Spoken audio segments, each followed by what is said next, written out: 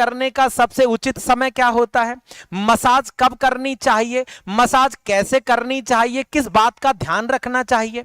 तो आपने यहां पर बताना है कि अगर हम किसी भी व्यक्ति को मसाज कर रहे हैं तो प्रिकॉशन के बारे में आप बता सकते हैं। और मसाज करने का जो बेस्ट टाइम होता है वो एक तो होता है मॉर्निंग, पहली चीज। वैसे तो हम सुविधा के आदी हैं, दिन में शाम को कभी भी हो सकता है, लेकिन स्पेशलाइज्ड अगर एग्जामिनर कहता है, देखो प्रिकॉशन जिसमें सबसे पहले मसाज करने का मॉर्निंग जो है वो क्या कहलाता है, बेस्ट टाइम कहलाता है। पहली चीज आप ध्यान दें।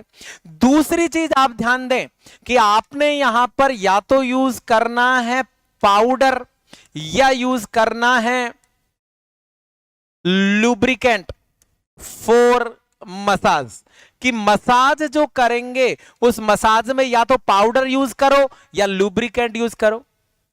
बात समझ में आ रही है? हाँ, तो आपने यहां पर बताना है कि पाउडर या लुब्रिकेंट यूज कर सकते हैं। इसका सीधा सीधा मतलब है avoid dry massage. Dry massage नहीं करेंगे, ड्राई मसाज करेंगे तो क्या होगा बेटा, फ्रिक्शन पैदा होगा, और फ्रिक्शन पैदा होगा तो ऐसी स्थिति में बेड सोर के चांसेज और हो सकते हैं।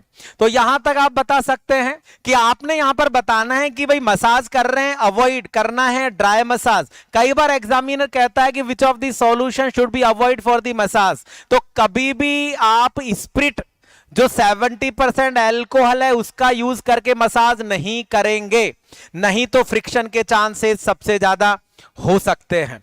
तो ये सारी की सारी प्रिकॉशंस है जिसके बारे में आप बता सकते हैं। इसके अलावा इस बात का जरूर ध्यान देना कि अगर किसी भी पेशेंट को बेड सोर है तो एक बात बता देता हूं, आप अभी जरूर से जरूर देख करके जाइएगा।